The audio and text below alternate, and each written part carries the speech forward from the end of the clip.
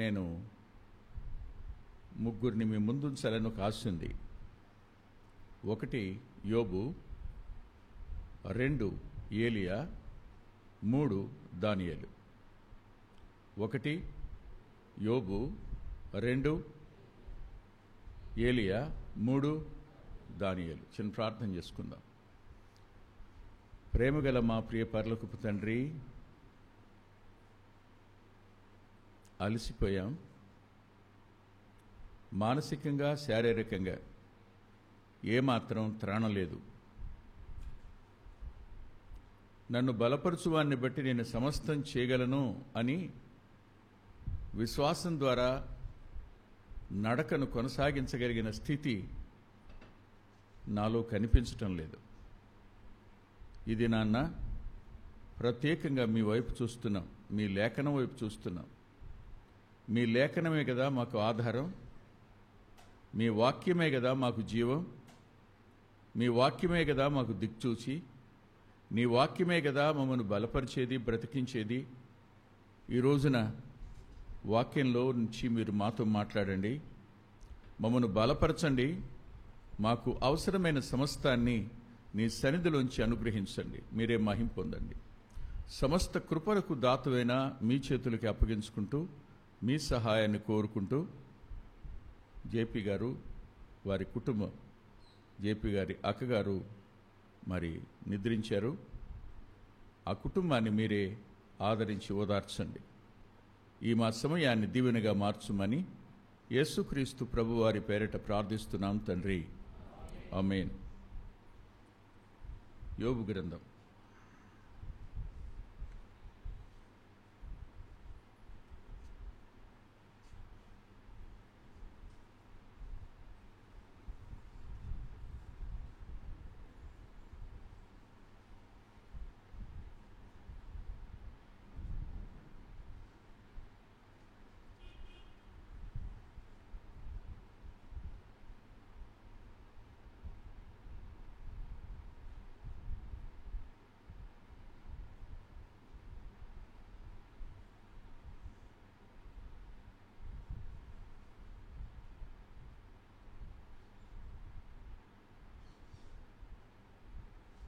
మొదటి అధ్యాయం 9వ వచనం. అతని భార్య వచ్చి, నీవు ఇంకను యథార్థతను వదలకుందువా? నీవు ఇంకను యథార్థతను వదలకుందువా? 2వ అధ్యాయం 9వ వచనం. క్షమించండి. యోబు గ్రంథం 2వ అధ్యాయం 9వ వచనం. ఇక్కడ ఇంటిలో భార్య ఏముంది? మన పిల్లలు నష్టపోవడానికి నీ యథార్థతే కారణం. నీ వల్లే మన పిల్లలు నష్టపోయారు. నీవు యథార్థంగా లేకపోయి ఉంటే పిల్లలకి నష్టం వచ్చేది కాదు, ఆస్తికి నష్టం వచ్చేది కాదు, ఆరోగ్యానికి నష్టం వచ్చేది కాదు. నీ యథార్థత వల్లే ఈ తిప్పలన్నీ మాకు. ఇంకా వదిలిపెట్టవా యథార్థత? ఇంకా యథార్థంగానే ఉంటావా? ఇంట ఏం వినపడుతుంది యోబుకి? నీ యథార్థతే ఈ పరిస్థితులన్నిటికీ కారణం. నీ వల్లే. చెప్పండి, ఎలా ఉంటుంది? పిల్లలు నష్టపోయింది ఈమెకేనా? యోబుకు కదా? ఆస్తి నష్టమైంది ఈమెకేనా? యోబుకు కదా? ఆరోగ్యం పోయింది ఈమెకేనా? యోబుకు కదా? కానీ భార్య అంటున్న మాట ఏమిటి? నీ యథార్థతే. ఈ నష్టాలన్నింటికీ కారణం నువ్వు యథార్థంగా ఉండడమే. నువ్వు కూడా మోసం చేసేవాడవైతే, నీవు కూడా అబద్ధాలు ఆడేవాడివైతే, నీవు కూడా దేవుణ్ణి దూషించేవాడివైతే నువ్వు చచ్చేవాడివి, మాకు తిప్పలుండేవి కావు. దూషించి చచ్చిపోరాదు. భార్య కదా ఈ మాట అంది. నువ్వు యెహోవాను దూషించి చావు. ఆలోచించండి. నీతిమంతుడైన వాడు, యథార్థవంతుడైన వాడు, యథార్థవంత అనేది మొట్టమొదటి మాట. యథార్థవంతుడు, నీతిమంతుడు, చెడుతనాన్ని విసర్జించినవాడు. అతనికి పరిస్థితులు ప్రతికూలంగా ఉన్నాయి, ఇల్లు ప్రతికూలంగానే ఉంది. అంతేకాదు, మీరు ఒకసారి నాతో పాటు 11వ అధ్యాయం దగ్గరికి రండి. 11వ అధ్యాయం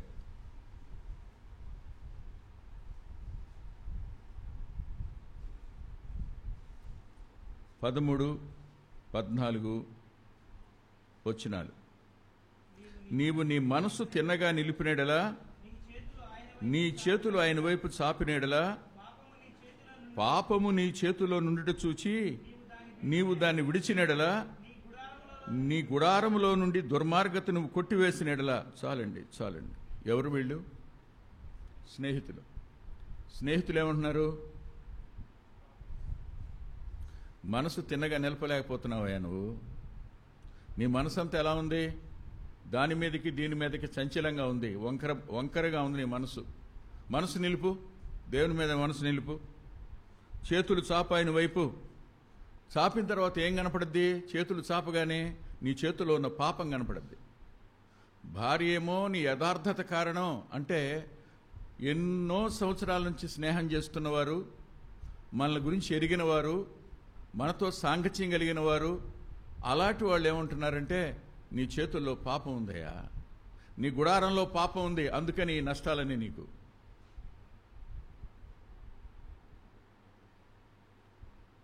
ఆలోచించండి. ఇప్పుడు విశ్వాసి జీవితం శ్రమ గుండా ప్రయాణం చేస్తున్నప్పుడు, విశ్వాస జీవితం నష్టం గుండా ప్రయాణం చేస్తున్నప్పుడు, విశ్వాస జీవితం ప్రజల వ్యతిరేకతను ఎదుర్కొంటున్నప్పుడు, విశ్వాస యొక్క జీవితం ఇంటివారు దోషిగా నిలబెడుతున్నప్పుడు, పరలోకం వంక చూస్తే పరలోకం మౌనంగాను పట్టింపు లేనట్టుగాను కనపడుతున్నప్పుడు ఎలా నడవాలి? ఎలా మోకరించాలి? ఎలా ప్రార్థించాలి? ఏమని అడగాలి?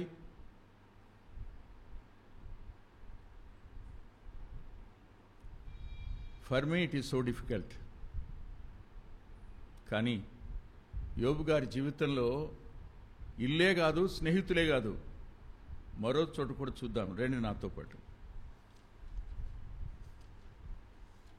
యోబు గ్రంథం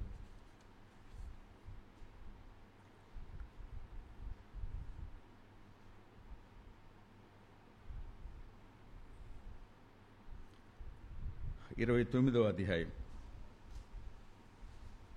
2వ వచనం. పూర్వకాలమున ఉన్నట్లు నేనుండిన యెడల ఎంతో మేలు, దేవుడు నన్ను కాపాడుచుండిన దినముల్లో ఉన్నట్టు నేనుండిన యెడల. ఆగండి.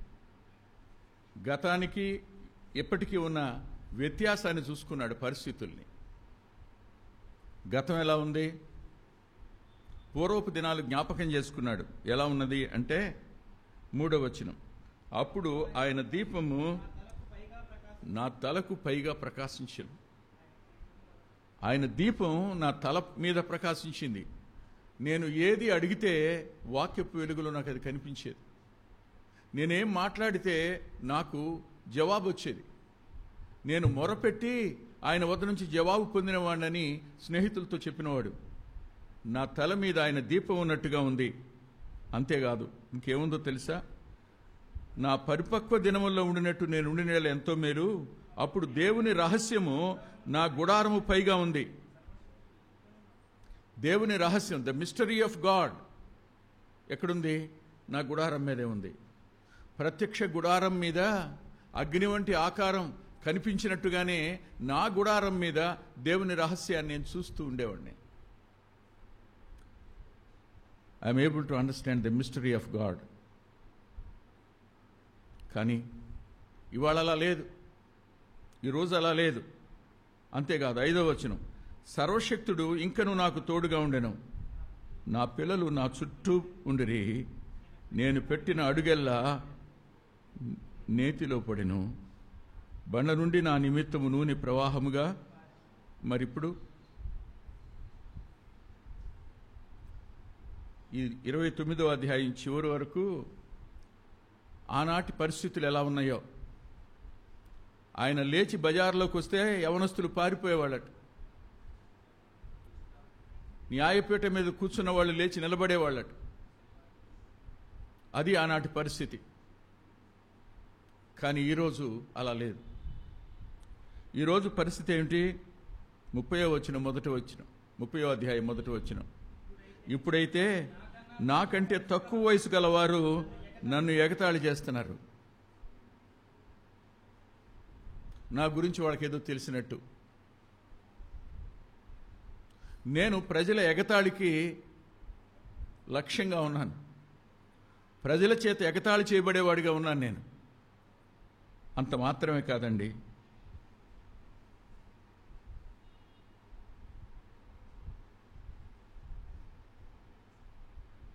తొమ్మిదవ వచనం. అట్టివారు ఇప్పుడు నన్ను గూర్చి పదములు పాడుచున్నారు. నేను వారికి సామెతకు ఆస్పదముగా ఉన్నాను. వారు నన్ను అసహించుకుందరు. నన్ను చూసినప్పుడు ఉమ్మివేయక మానరు. ఏ పరిస్థితుల్లో ప్రజలున్నారు? ఒకప్పుడు వీళ్ళే, ఇప్పుడు వీళ్ళే. ఒకప్పుడు యోబా లేచి పారిపోయిన వాళ్ళు చూసి, ఒకప్పుడు యోబా లేచి నిలబడిన వాళ్ళు, ఒకప్పుడు యోబు ఇంటి దగ్గరికి రావడానికి కూడా సాహసం చేయని వాళ్ళు. ఇప్పుడు వాళ్ళు ఎగతాళి చేస్తున్నారు, సామెతకు ఆస్పదంగా చేశారు, అవమానంగా మాట్లాడుతున్నారు. నోటికి ఎంత మాట వస్తే అంత మాట కాదు, ఉమ్మి కూడా వస్తున్నారు. అది కండిషన్. ఇలాంటి పరిస్థితుల మధ్యలో 20వ వచనం చూడండి. నీకు మొర్రపెట్టుచున్నాను, అయితే నీవు ప్రత్యుత్తరం ఏమి ఇవ్వకున్నావు. You are silent. నువ్వు మౌనంగా ఉన్నావు. ఇప్పుడు నేను వెలుచూపును బట్టి కాక విశ్వాసం ద్వారా నా నడకెలా. హౌ కెన్ ఐ ఇంట్లో నా యథార్థత, స్నేహితుల మధ్య నా చేతుల్లో పాపం, గుడారంలో పాపమా, చుట్టుప్రక్కల ప్రజలకు నేను ఎగతాళికి సామెతకు ఆస్పదంగా ఉన్నానా? నీ వైపు చూసి మొరపెడితే నువ్వు మౌనంగా ఉంటావా? 30:20 యోబు గ్రంథం. చెప్పండి, ఇప్పుడు యోబు అంతరంగం ఎలా ఉంది?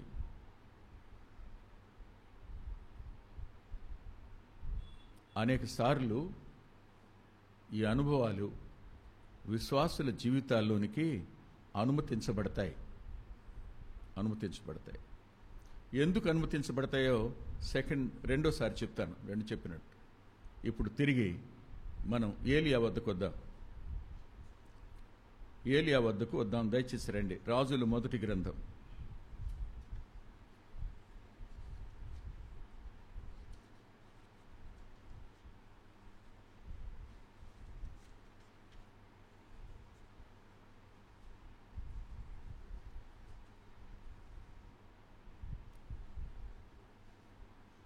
17వ అధ్యాయం నుండి మనకు 21వ అధ్యాయం వరకు ఏలియా యొక్క కార్యాలు రాయబడ్డాయి. ఏలియా ఎలాంటి పరిస్థితుల్లో అకస్మాత్తుగా కనిపించాడు.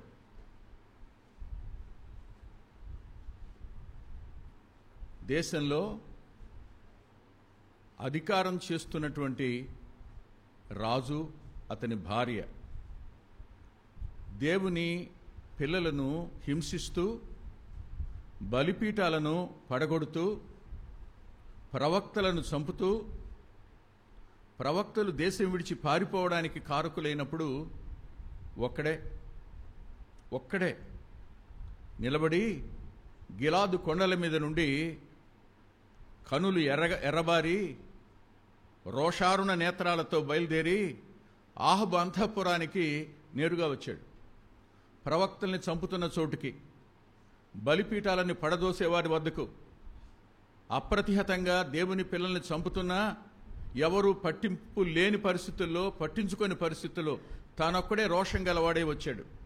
వచ్చి చెయ్యిలా ఎత్తి ఆహబు నుసుటి మీద ఏలు పెట్టినట్టు పెట్టి ఇలా అన్నాడు, జాగ్రత్త, నేను ఎవని సన్నిధిలో నిలబడ్డానో చెప్తున్నాను, నా మాట చొప్పున కాక ఆకాశం నుండి నీటి బొట్టు గాని మంచు బిందువు గాని పడదు, జాగ్రత్త అని చెప్పి బయటికి వెళ్ళిపోయాడు.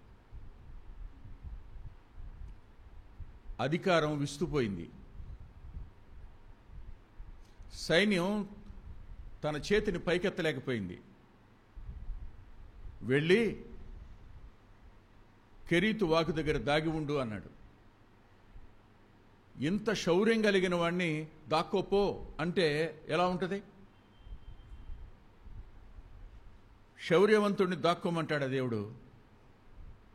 శౌర్యవంతుడిని ఖడ్గం దుయ్యి అనాలి కానీ దాక్కు అంటాడా? దాక్కున్నాడు. దేవుడు ఏం చెప్తా చేశాడు, దాక్కున్నాడు.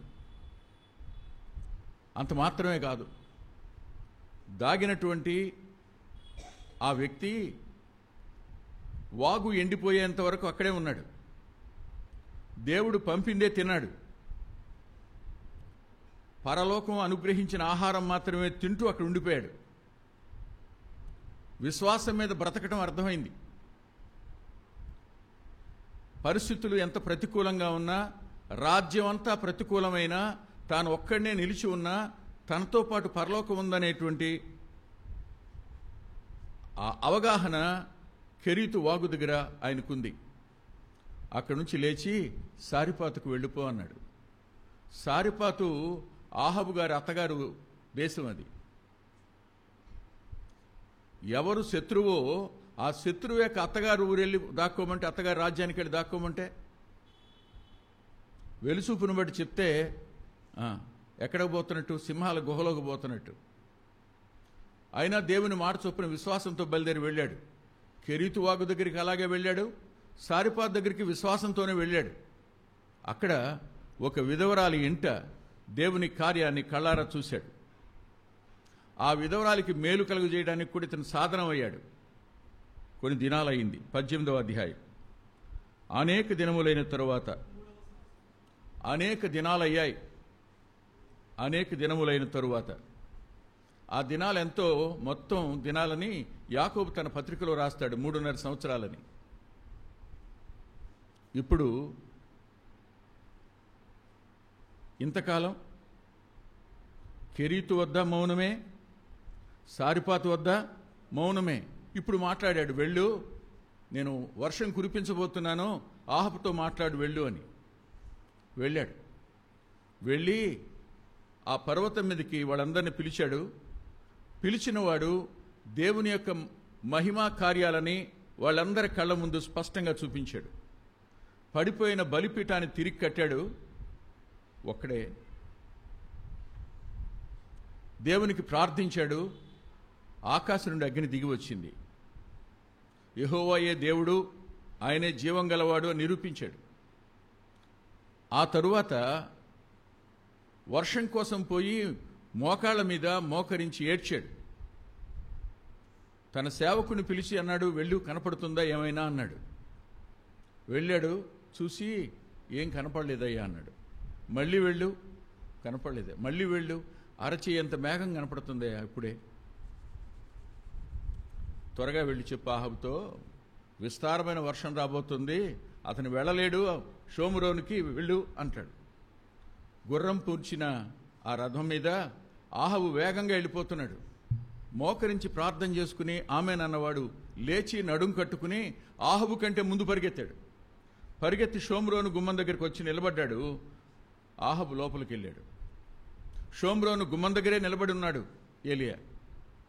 సరిగ్గా కబురు వచ్చింది, రేపు ఈ పాటికి నువ్వు చంపినటువంటి బయలు అష్టారోతు ప్రవక్తల్లో నువ్వు కూడా ఒకడి వంటి వానివి కాని ఎడలా నాకు దేవుడు ఎంతైనా కీడు చేస్తాడనే కబురు రాజాంతఃపురం నుండి వచ్చింది, అధికారం నుండి. ఏం చేయాలి? జరిగిన మేలు చూశారు. వర్షపు బొట్టు లేక చచ్చిపోతున్నటువంటి ప్రజలు, పశువులు, నీటి ఊటల కోసం ప్రయాణం చేసిన రాజు, గృహ నిర్వాహకుడు, ఎవరి వల్ల కాని పరిస్థితుల మధ్యలో ఆకాశం నుండి విస్తారమైన వాన కురిసి చెరువులు నిండి వాగులు ప్రవహిస్తున్న సమయాన చంపేయండి అతన్ని.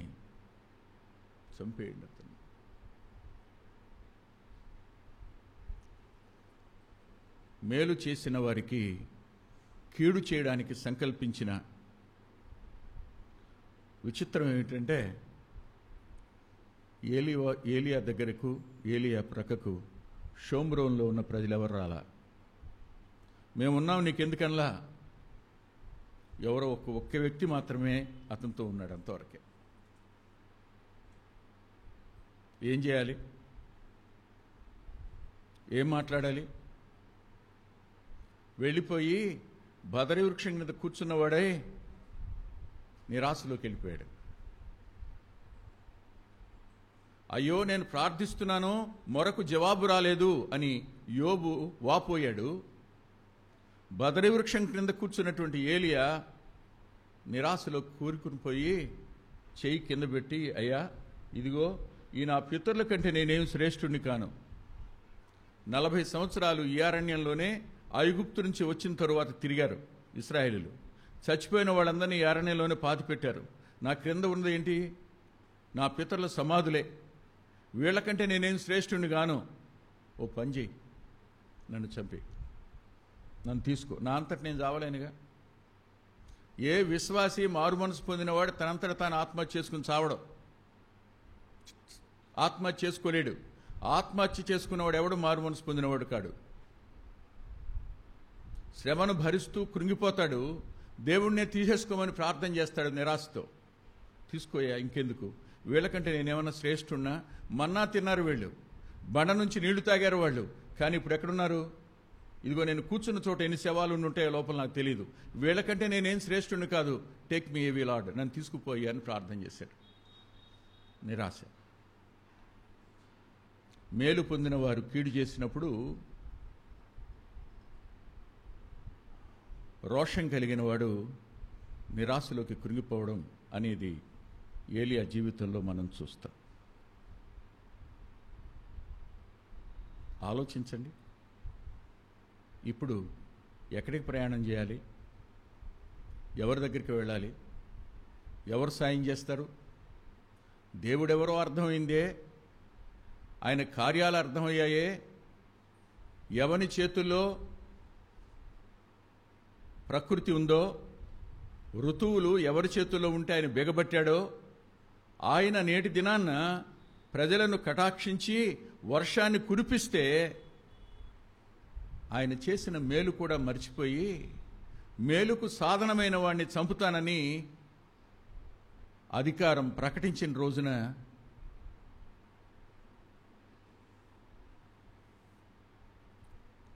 బదరి వృక్షం క్రింద నిరాశలో సావును కోరేవాడుగా ఏలియా కనిపించాడు. మీరు ఆలోచించండి. ఎందుకు నేను ఈ మాటలు అంటున్నాను అంటే, ఇదే అనుభవం 83వ కీర్తనలో ఆసాపుకుంది. మొదటి వచనంలో 83:1 ఇదే అనుభవం 28వ కీర్తన 1వ వచనంలో దావీదుకి ఉంది. ఇదే అనుభవం విలాపవాక్యాలు 3వ అధ్యాయం 8వ వచనంలో ఇర్మియాకు ఉంది.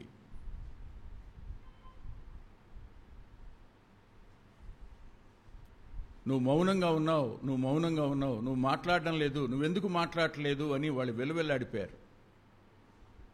చరిత్ర అంతటిలో ఈ అనుభవాలు కనపడుతూనే ఉంటాయి. కనపడుతున్న ఈ అనుభవాల మధ్య నువ్వు నేను కూడా ఉన్నావు. నీవు నేను ఎవరి కోసం ఎదురు చూడాలి? ఎవరు కార్యం చేస్తారు? దేవుడు శ్రమకు అనుమతించినప్పుడు శ్రమల గుండా ప్రయాణం చేద్దాం. ప్రభువు అవమానాన్ని అనుమతించినప్పుడు అవమానం గుండా ప్రయాణం చేద్దాం. ప్రభు దుఃఖాన్ని అనుమతించినప్పుడు దుఃఖం గుండా ప్రయాణం చేద్దాం. ప్రభు అనవసరమైన విమర్శలను, నిందలను మనం పొందడానికి అనుమతించినప్పుడు దాని గుండా ప్రయాణం చేద్దాం. ఎందుకో తెలుసా? మనం వెళ్ళేది ఎక్కడికో మనకు తెలియదు, కానీ ఆయనకి తెలుసు. మనల్ని ఎక్కడికి నడిపించాలో ఆయనకి తెలుసు, ఎలా నడిపించాలో ఆయనకి తెలుసు. ఆయనకు అప్పగించుకుని మౌనంగా ఉండడం కంటే విశ్వాసం చేయగలిగింది కానీ చేయదగింది కానీ ఏదీ లేదు. మరో మాట, ఇప్పుడు దానియేలు దగ్గరికి వద్దాం. మూడవదిగా దానియేలు గురించి మీరు ఆలోచించండి ఒక క్షణం.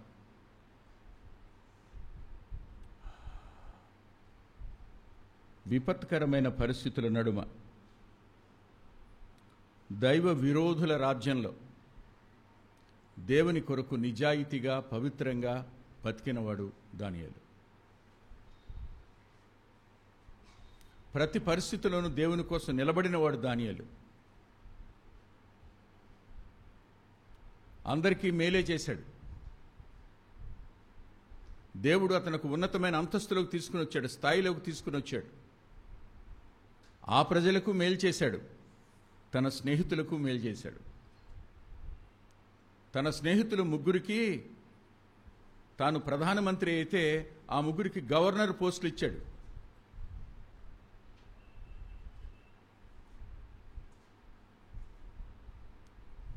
చీకటిలో వెలుగు ఎలా ఉంటుందో ప్రకాశం చూపించాడు.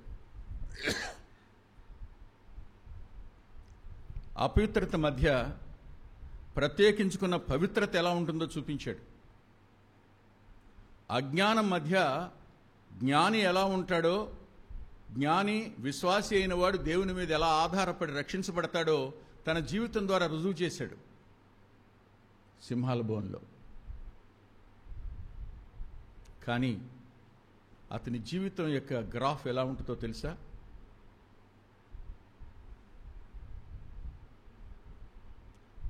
ముగ్గురు రాజుల కాలంలో ఆయన ఉన్నాడు. ఓ రాజు కాలంలో ఉన్నతంగా ఉంటే మరో రాజు కాలంలో మరుగ్గా ఉంటాడు. తరువాత రాజు కాలంలో మళ్ళీ ఉన్నతం కనపడతాడు, మళ్ళీ గ్రాఫ్ పడిపోతూ ఉంటుంది. నిలకడ లేదు. ప్రతి కాలంలో ప్రతి అధికారి దగ్గర అదే స్థానం లేదు. తన విశ్వాసంలో మార్పు రాలా, తన పవిత్రతలో మార్పు రాలా, తనకి దేవునికి ఉన్న సంబంధంలో ఏ మార్పు రాలా.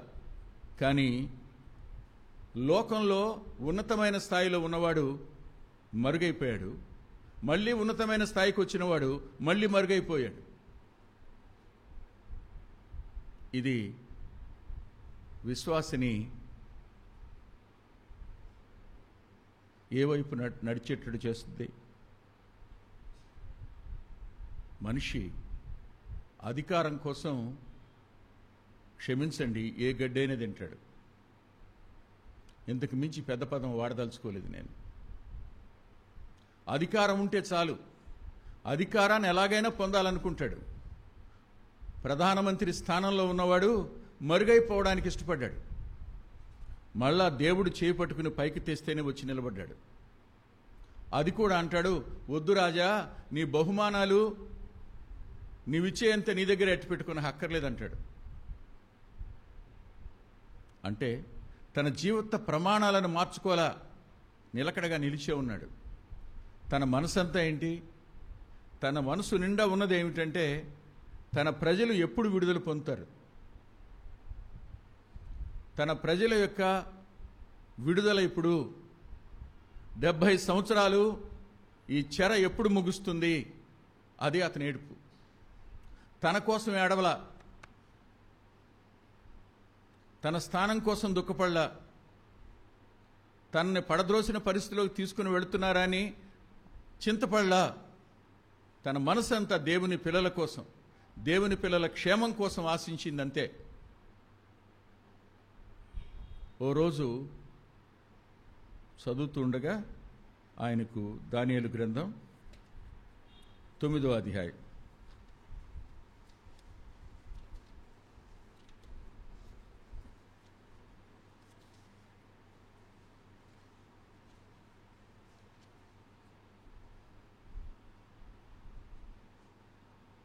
రెండవ వచనం.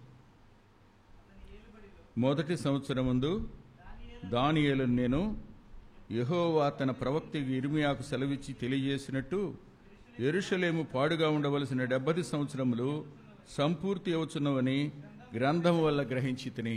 వాక్యం చదువుతున్నాడు, చదువుతూ ఉండగా లెక్కలు కట్టాడు. ఇదే నెల, ఇదే సంవత్సరం, ఎప్పుడొచ్చాం అక్కడి నుంచి ఇక్కడికి? బాల్యంలో ఇక్కడికి వచ్చాడు. బాల్యంలో అతని వయసు ఎంతో తెలీదు. 12 అయి ఉండొచ్చు, 13 అయి ఉండొచ్చు, 15 అయి ఉండొచ్చు, మనకు తెలియదు. వచ్చాడు. ఇప్పుడు 70 సంవత్సరాలు గడిచిపోయినాయి.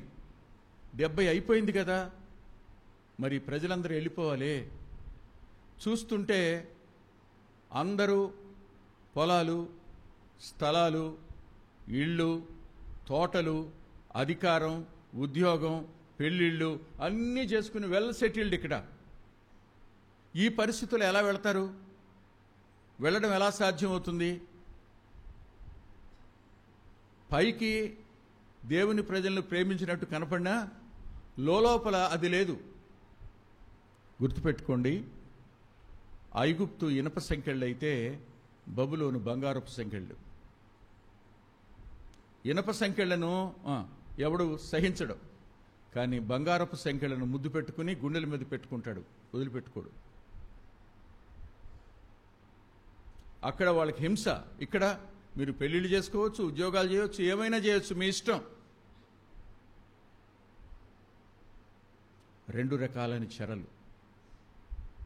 హింస ఒక చెర అయితే, శ్రమ అయితే, ఐశ్వర్యం అన్నీ కలిసి రావడం కూడా చెరే, అనుమానం ఏం లేదు. దేవుని పిల్లల మనసు వెలిచూపును బట్టి కాక విశ్వాసాన్ని బట్టి నిత్యత్వం వైపు చూసేదిగా ఉండాలి.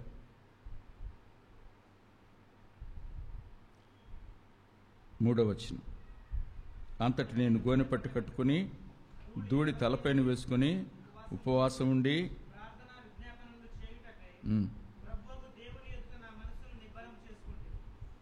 ప్రార్థన చేస్తానే ఉన్నాడు. కానీ దేవుడు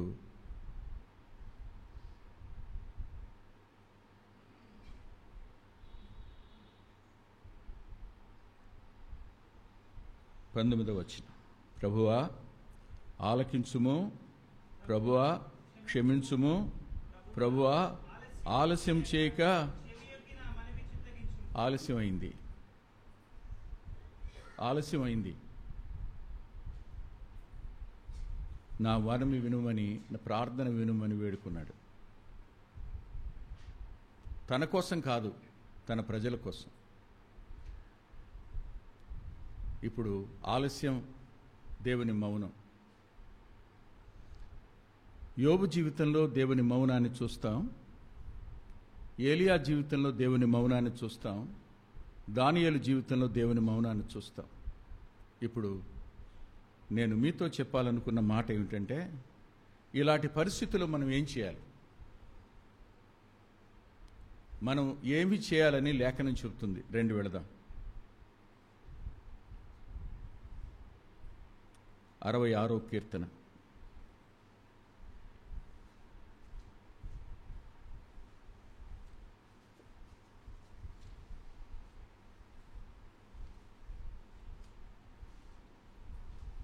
పద్దెనిమిదవ వచనం, నా హృదయములో నేను పాపమును లక్ష్యము చేసినడలా. ఆయన మౌనంగా ఉండడానికి నా పాపం ఏమైనా కారణమా? Examine yourself. నిన్ను పరీక్షించుకో. దేవునికి ఇష్టం లేనిది ఏదైనా ఇంకా ఉందేమో పరీక్షించుకో. నువ్వైనా నేనైనా మనల్ని మనం పరీక్షించుకోవాలి, పరిశీలన చేసుకోవాలి. పరిశీలించుకోవాల్సిన అవసరం ఎంతైనా ఉంది. ఎందుకు ఈ మాట అంటున్నాను? యెషయా గ్రంథం 59వ అధ్యాయం 1-2 వచనాలు ఏమిటి? రక్షింపనేరకు ఉన్నట్లు యెహోవా హస్తం కురచకాలేదు, విననేరకు ఉన్నట్లు ఆయన చెవి మందం కాలేదు. నీ దోషములు నీకును నీ దేవునికి నీ మధ్య అడ్డంగా వచ్చాయి. ఇదేనేమో ఒకవేళ. If it is the condition, we have to examine our selfs. మనల్ని మనం పరిశీలన చేసుకోవాలి. నీవు యోబుతో పోల్చుకున్నా, నువ్వు ఏలియాతో పోల్చుకున్నా, నిన్ను నువ్వు దానియేలుతో పోల్చుకుని ఆహా ఓహో అని నిన్ను నువ్వు సమర్థించుకుంటున్నా పరిశీలించుకొకసారి. వై లార్డ్ అలౌడ్, ఎందుకు ప్రభు అనుమతించాడు? ఈ పరిస్థితులు నా జీవితంలోనికి రావడానికి గల కారణం ఏమిటి? ఇంట, స్నేహితుల మధ్య, బయట ఇలా విమర్శలకు, ఎగతాళికి నేను హేతు అవ్వడానికి నాలో ఉన్న పాపం ఏమైనా ఉందా? దేవునికి నాకు మధ్య ఏదైనా అడ్డం వచ్చిందా? దాన్ని తీసివేసుకోవడం అనేది అవసరం. మరో మాట కూడా చూద్దాం. పేతురు గారు రాస్తూ మొదటి పత్రిక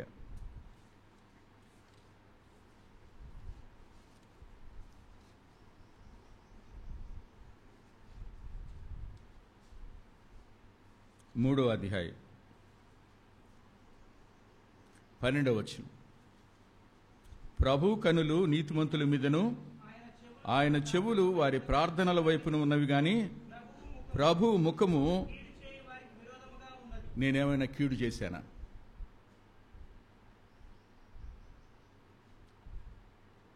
నాలో పాపం ఉందా? నేను చేసిన కీడు ఏదైనా ఉందా? ఎవరికైనా నేను ఏదైనా కీడు చేశానా? కీడు చేశానా అని అంటే నేనేం కీడు చేయలేదని మీరు అంటారు. మీరైనా నేనైనా అందరం చేసేటువంటి కామన్ మిస్టేక్. చూడండి ఒకసారి కీర్తన 50.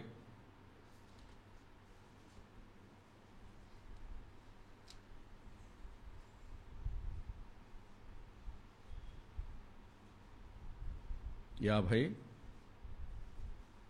19వ వచనం.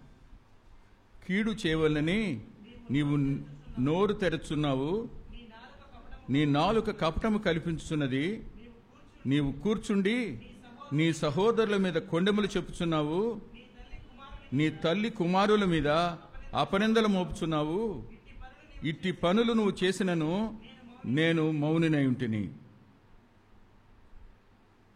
ఇదేమన్నా జరిగిందేమో?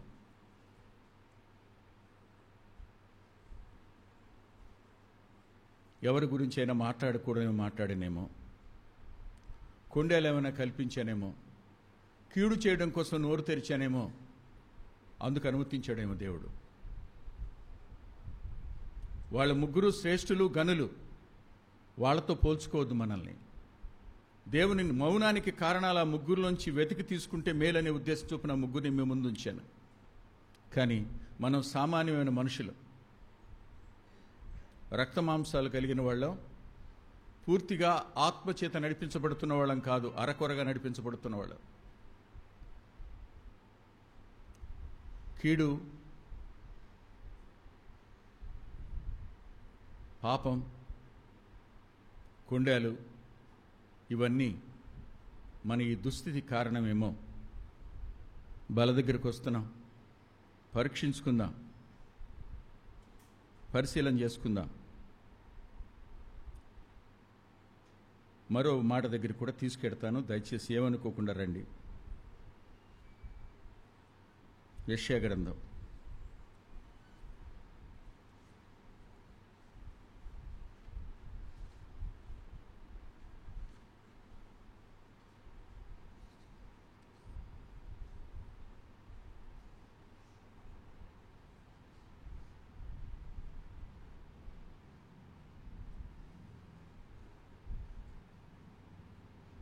64వ అధ్యాయం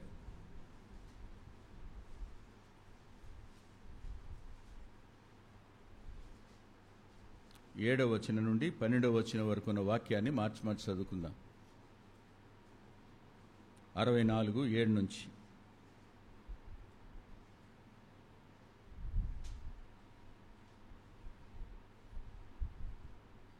ఆరు నుంచి చదువుదాంలేండి.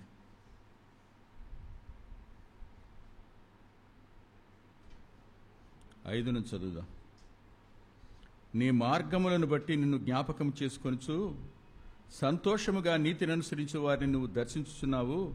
చిత్తగించుము, నీవు కోప్పడితివి, మేము పాపులమైతిమి, బహుకాలము నుండి పాపములో పడి ఉన్నాము, రక్షణ మాకు కలుగునా?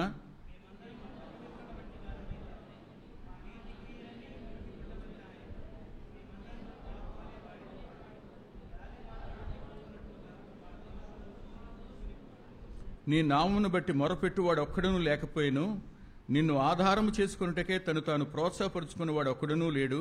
నీవు మాకు ముఖము చాటు చేసుకొంటివి, మా దోషముల చేత నీవు మమ్మను కరిగించి ఉన్నావు.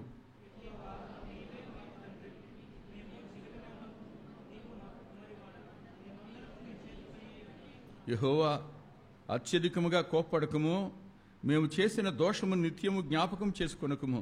చిత్తగించుము, చూడుము, దయచేయము, మేమందరము నీ ప్రజలమే గదా.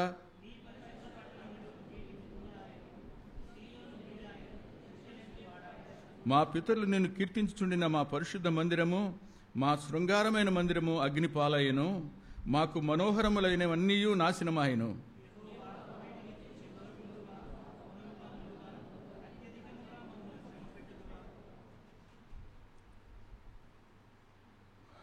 ఇది ఒకవేళ మన దోషాన్ని బట్టి దేవుని అత్యధికమైన కోపమేమో.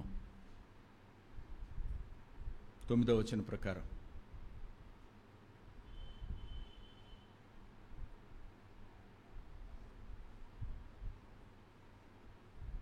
ఇది భారతదేశపు క్రైస్తవ సంఘం యొక్క నేటి పరిస్థితి ఇదేనేమో.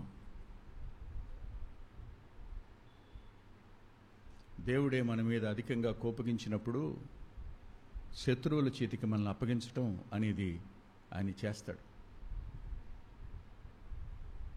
కన్నీటితో పశ్చాత్తాపంతో ఒప్పుకోవలసిన అవసరత మన ముందుంది.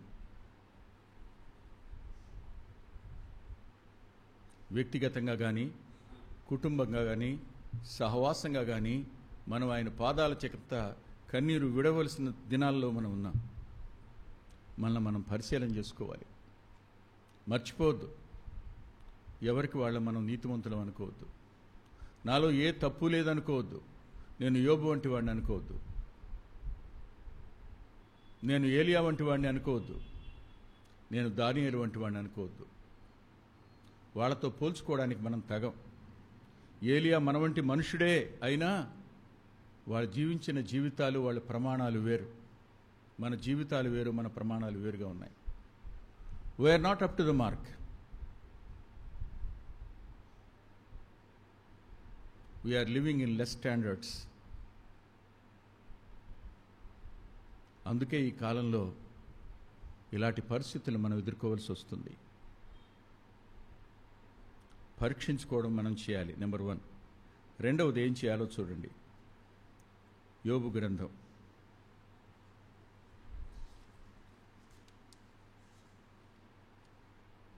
2వ అధ్యాయం 10వ వచనం. అందుకతడు, మూర్ఖురాలు మాట్లాడుచున్నట్టు నువ్వు మాట్లాడుచున్నావు. మనము దేవుని వలన మేలు అనిపించుదుమా, కీడును మనం అనిపింప తగదా అనెను. ఆగండి, పరీక్షించుకుందాం. రెండవదిగా అంగీకరిద్దాం. Accept it. మేలు అనిపించాం గతంలో, ఇవాళ కీడు అనుభవించవలసిన టైం వచ్చింది. అనుభవిద్దాం. ఆయన ఏది అనుమతించినా రోమా 8:20 చొప్పున మన మేలు కోసమే కదా. అంగీకరిద్దాం. అంగీకరించే మనసు మనకు ప్రభువే దయచేయాలి. ఇంత నష్టం జరిగినా, పరిస్థితులు ఎంత తీవ్రంగా మారినా దేవుని యొద్ద నుండి మేలే అనుభవిద్దామా, కీడు అనుభవింప తగదా అని దేవుడు అనుమతించిన వాటికి నీ చిత్తమే ప్రభువా, ఐఎమ్ యాక్సెప్టింగ్. అంగీకరిద్దాం. నీ చిత్తం చొప్పున నీ దాసుడు శ్రమపడడం నీకు ఇష్టమైనప్పుడు నేను ఎలా తిరగబడతాను? నేను అంగీకరిస్తాను.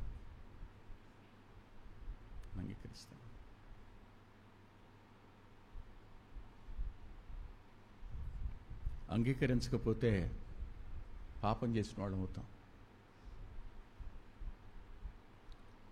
ఈ సంగతుల్లో ఏ విషయమందున యోబు నోటి మాటతో ఎన్నో పాపం చేయలేదు. దీన్ని అంగీకరించకపోయి ఉంటే తప్పు చేసినట్టు అయ్యేదేమో. దేవుడు అనుమతించిన ప్రతి అవమానం, దేవుడు అనుమతించిన ప్రతి కీడు, దేవుడు అనుమతించిన ప్రతి నింద, దేవుడు అనుమతించిన ప్రతి దుఃఖం, వీటన్నిటినీ హృదయపూర్వకంగా అంగీకరిద్దాం. Let us accept. యోబు అంగీకరించాడు, ఏలియా అంగీకరించాడు, దానియేలు అంగీకరించాడు.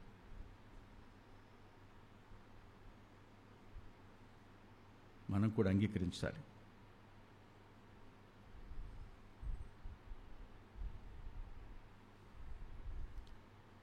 మూడవ పని మనం చేయవలసింది టైంలో 22వ కీర్తన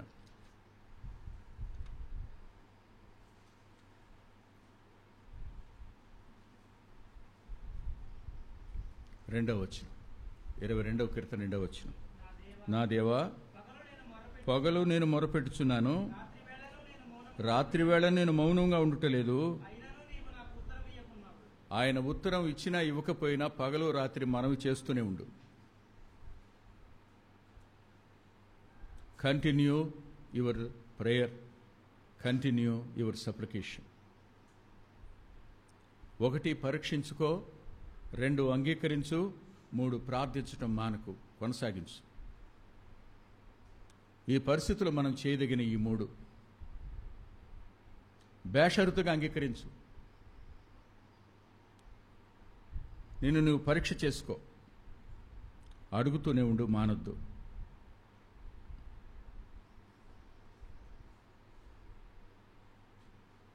సరే, తిరిగి యోబు దగ్గరికి వద్దాం. యోబు గ్రంథం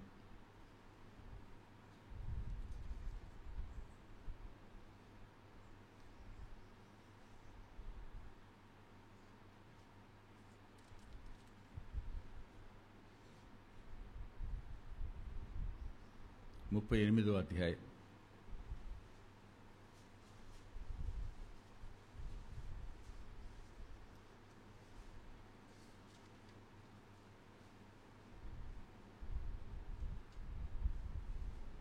ఎలీహు అనే యవనస్తుడు ఆఖరిగా యోబును చాలా బాధపట్టేట్టు, జ్ఞానులు పెద్దవాళ్ళకి ముసలోళ్ళకి తలనేర్చిన వాళ్ళకి జ్ఞానం ఉంటుంది అనుకుంటున్నావా?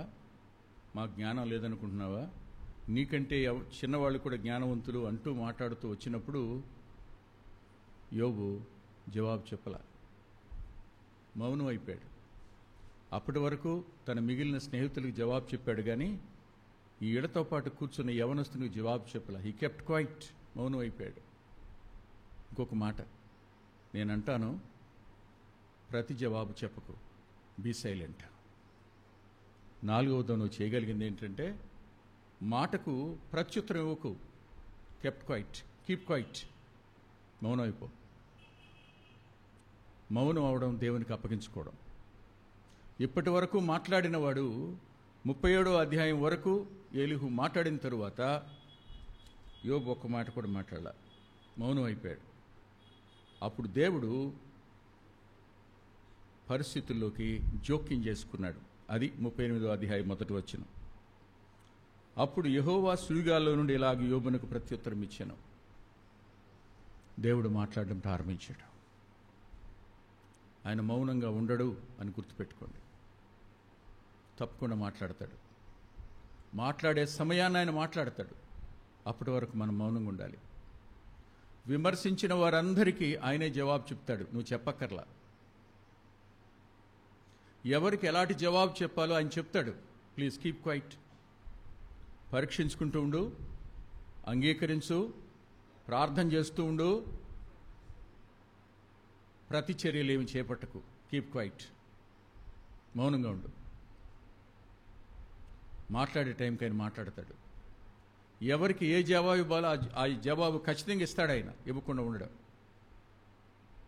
కానీ ఈ మధ్యలోనే మనం పొందే దుఃఖం అది వర్ణనాతీతం.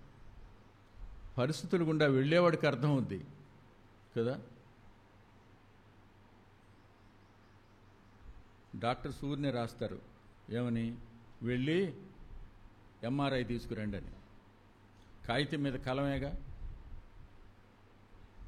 ఎంఆర్ఐకి తీసుకెళ్తా ఉంటే అమ్మో బాబు నాయనో అని అరుపులు. ఒక ఆయన అయితే నువ్వు వస్తేనే లోపలికి వెళ్తా నేను, లేకపోతే వెళ్ళనన్నాడు.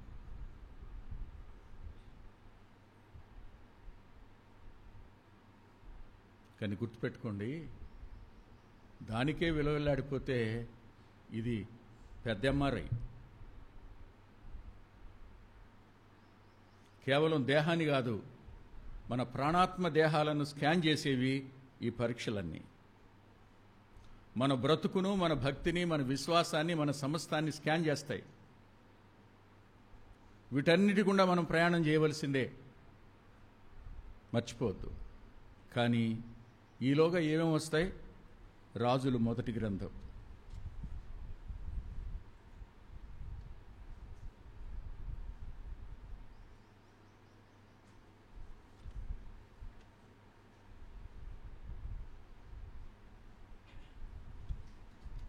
పంతొమ్మిదవ అధ్యాయం.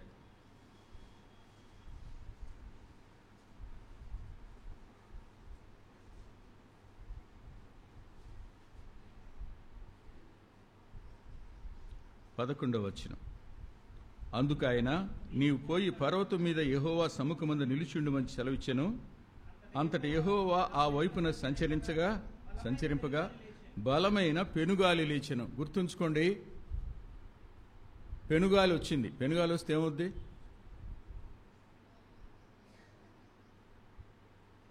పెనుగాలిని చూసి పక్కపక్క నవ్వేవాడెవడు? పెనుగాలిని చూసి చొక్కా బట్టలు తిప్పేసేవాడెవడు? పెనుగాలిని చూసి కాలు ఎగరేసేవాడెవడు? వస్తాయి. పెనుగాలి వంటి పరిస్థితులు నీ కుటుంబ జీవితంలోకి, నీ జీవితంలోనికి వస్తాయి. తప్పకుండా సామాజిక జీవితంలోకి వస్తాయి. చెప్పనా? పెనుగాలి వీస్తుంది అంటే ప్రభువు నీ దగ్గరే ఉన్నాడని అర్థం. ఆయన మౌనంగా ఉన్నా నీతోనే ఉన్నాడని అర్థం. ఆయన ఎప్పుడు నిన్ను విడిచి వెళ్ళలేదు, ఆయన నీతో ఉన్నాడు. ఈ పెనుగాలి ఆయన నీతో ఉన్నాడు అనడానికి సూచనగా తీసుకో, కంగారు పడడానికి, భయపడడానికి కాదు. పెనుగాలే కాదండి, తర్వాత ఏమొచ్చిందో చూడండి. యెహోవా భయమునకు పర్వతములు బద్దలాయను, శిలలు చిన్నాభిన్నములాయను. ఏం జరిగింది? What happened? భూకంపం వచ్చింది. పెనుగాలే కాదు, భూకంపం వచ్చిన పరిస్థితులు.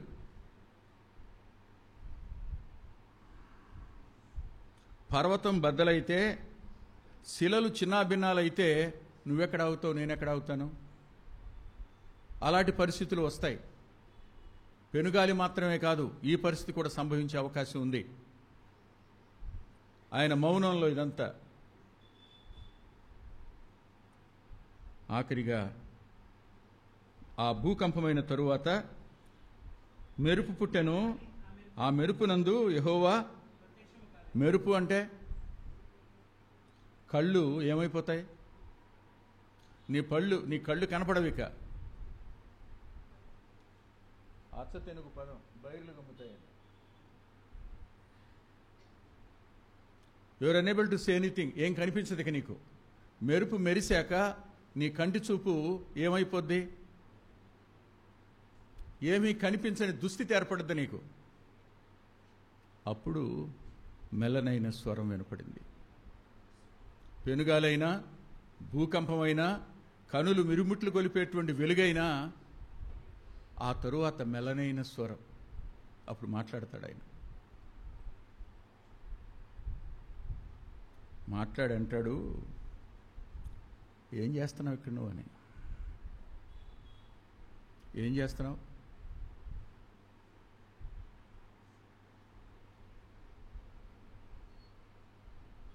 ఈ ప్రశ్న అడిగితే ఎలా ఉంటుంది?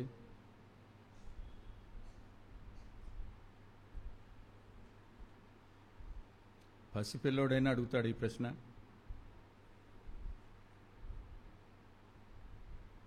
అసలేమీ తెలియని అమాయకుడైనా అడుగుతాడు ఈ ప్రశ్న.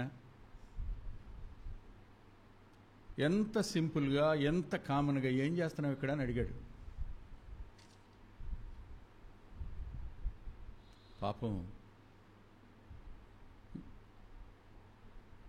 ఏలియా గారు జవాబిచ్చాడు, ఒక్కడనే ఉన్నానయ్యా, అందరినీ చంపేశారు, నేను ఒక్కడనే మిగిలాను, నన్ను కూడా చంపేయాలని చూస్తున్నారు అన్నాడు. మన అవగాహన చాలా కొంచెం. ఈ కష్టాలు నా ఒక్కడికే అనుకుంటాం, నన్ను తీసేయటానికి ఈ కష్టాలు వచ్చినాయి అనుకుంటాం.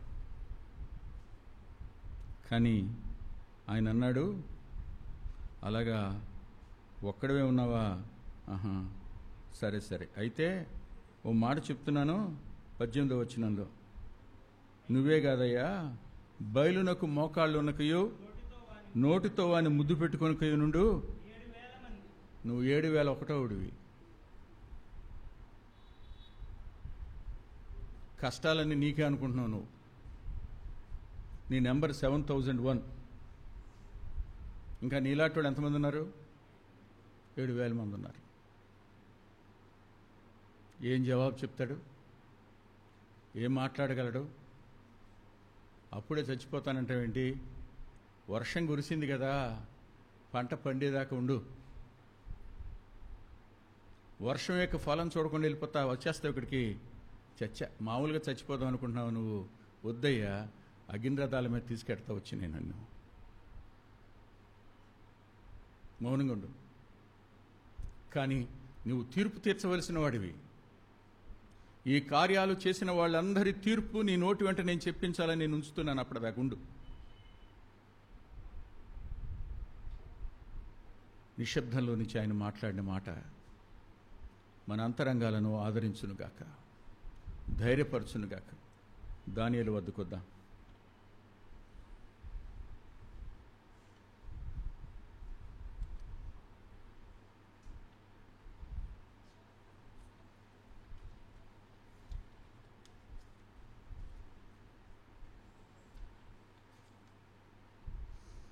తొమ్మిదవ అధ్యాయం.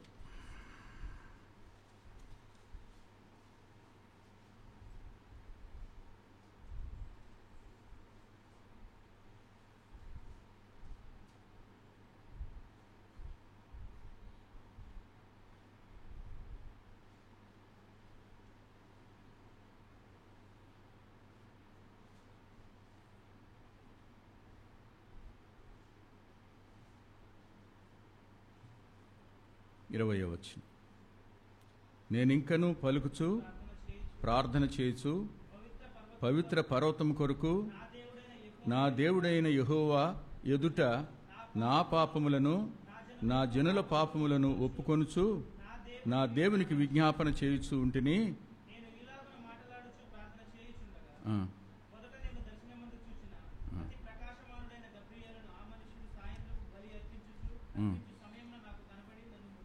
చాలు, ఆగుదాం.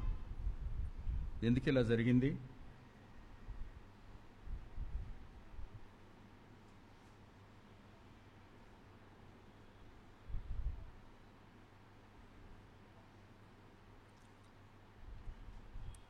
పదో అధ్యాయం 12వ వచనం.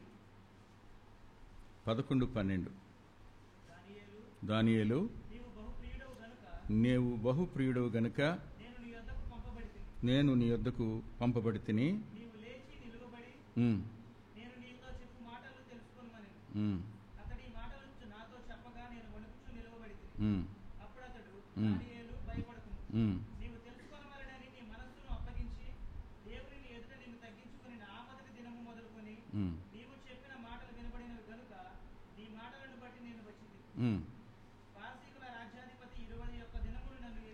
చాలు.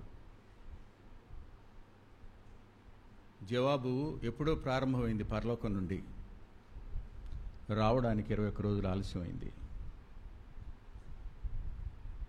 పరలోకం నుంచి జవాబు తీసుకుని గబ్రియేలు బయలుదేరాడు. కానీ 21 రోజులు ప్రార్థన జవాబును రానివ్వకుండా పారసీకపు దేశపు రాజు అడ్డుకున్నాడు. అంటే భూమి మీద ఈ దేశ పరిపాలనను అపవాది పంచుకుంటాడు. ఒక్కో దేశానికి ఒక్కొక్క వ్యక్తిని అధిపతిగా నియమిస్తాడు. అలా నియమించిన ఆ దురాత్మల సమూహాలు పరలోకం నుంచి తీసుకుని వచ్చే వర్తమానాన్ని అప్పుడే మన దగ్గరికి రానివ్వకుండా ఆపు చేసే ప్రమాదం ఉంది. అందుకు ఆలస్యం అవుతుంది. 21 రోజు ఆలస్యమైంది. కానీ బయటికి పంపడానికి ఎంత టైం పట్టింది?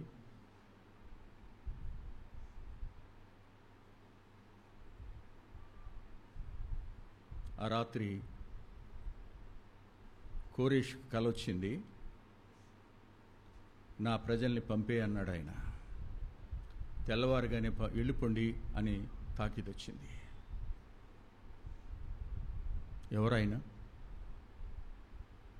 యోబు జీవితంలో పట్టింపు కలిగినవాడు, ఏలియా జీవితంలో ఉద్దేశం కలిగినవాడు, దానియేలు జీవితంలో విమోచనను ప్రకటించేవాడు ఆయన. మన జీవితాలకు మాత్రం కాదనుకుంటారా? ఆయన మాట నేను మీకు ఒకటి చూపిస్తాను. నువ్వు ఈ బాధపడుతున్నప్పుడు ఆయన చూస్తూ ఊరుకున్నాడు అనుకోవద్దు. ఆయన పట్టింపు లేనివాడిగా ఉన్నాడు అని దేవుని మీద కినుక వహించొద్దు. ఆయన అంతరంగం ఎలా ఉంటుందో ఒకసారి చూపిస్తాను. వీలైతే రండి నాతో పాటు. యెషయా గ్రంథం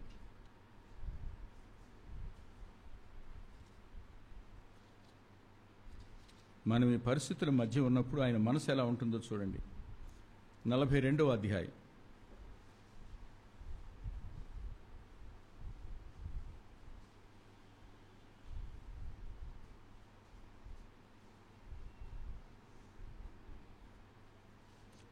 వచనం.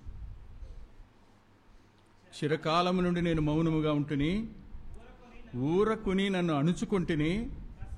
ప్రసవ వేదన పడు స్త్రీ వలె విడవకుండా నేను బలవంతముగా ఊపిరి తీసు వగర్చుచూ రోజుచూ ఉన్నాను.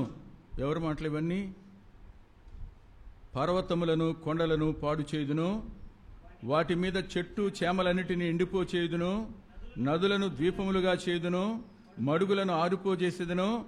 వారెరుగని మార్గమును గుడ్డివారిని తీసుకుని వచ్చేదను, వారెరుగని త్రోవల వారిని నడిపింతును. వారి ఎదుట చీకటిని వెలుగ్గాను, వంకర త్రోవలను చక్కగాను చేయుదును. నేను వారిని విడువక ఈ కార్యము చేయుదును. దేవుడే చెప్తున్నాడు. నువ్వు పడుతున్న బాధలు, నీ కన్నీరు, నీ దుఃఖం, నీ ఆయాసం, నీ బాధ చూసి నేను ఎలా ఉన్నాను? నేను మౌనంగా ఉన్నాను నువ్వు అనుకుంటున్నావు కదా. నేను అణుచుకుంటున్నాను, నన్ను నేను ఒగరుస్తున్నాను. నా కండిషన్ ఇది. నా పిల్లలు బాధపడతా ఉంటే ఏ తండ్రి అయినా ఎలా ఫీల్ అవుతాడో నేను అలాగే ఫీల్ అవుతున్నా. కానీ నా మౌనం మాత్రమే నీకు అర్థమవుతుంది, కానీ నా మనసు నీకేం అర్థమవుతుంది? ఈ 42వ అధ్యాయం ప్రభువుని గురించి చెప్పబడిన అధ్యాయం. ఆయన శిలువ శ్రమలకు వెళ్ళినప్పుడు చెప్పబడిన అధ్యాయం. ఆ శ్రమలలో ఆయన వెళ్ళి ఆ ముళ్ళ కిరీటం పెట్టించుకుని మేకులు కొట్టి ఇవన్నీ జరుగుతున్నప్పుడు తండ్రి అంతరంగం ఎలా ఉందో ఆ వచనం చెబుతుంది. ఆ రక్తం చేత మనందరినీ కొనుక్కున్నవాడు ఆయన మన విషయంలో కూడా అలాగే స్పందిస్తాడు. మర్చిపోవద్దు. తల్ల వంచుదాం, మోకరిద్దాం. ప్రేమగల మా తండ్రి, పరిస్థితులు, ప్రజలు, పరలోకం మాకు విరోధంగా ఉన్నట్టు కనిపించగా మేము వెలుసూపును బట్టి కాక విశ్వాసాన్ని బట్టి ఎలా నడవాలో మాకు అర్థం కావటం లేదని మొర్రపెట్టగా మీరు శ్రేష్ఠులైన నీ భక్తులు ముగ్గురిని మా కళ్ళ ముందుకు తీసుకుని వచ్చారు. ప్రభువా, వర్తమానం చెప్పడం సులువే, దాని జీవితంలో ఆచరించడం బహు కష్టం. విన్న మా ప్రియులు ఈ మాటల వల్ల నీ ఆత్మచేత ఆదరించబడుదురుగాక, ఓదార్చబడుదురుగాక. నువ్వు మౌనంగా ఉన్నా మా విషయంలో నీ అంతరంగం ఎంత బాధకు గురవుతుందో స్పష్టంగా చూపించిన దేవుడు అని నిన్ను ఆరాధిస్తూ, ప్రత్యేకంగా యోగ్యమైన రీతిలో బలలో పాలు పొందే కృపనిమ్మని యేసుక్రీస్తు ప్రభు వారి పేరిట ప్రార్థిస్తున్నాం తండ్రి. ఆమేన్, ఆమేన్.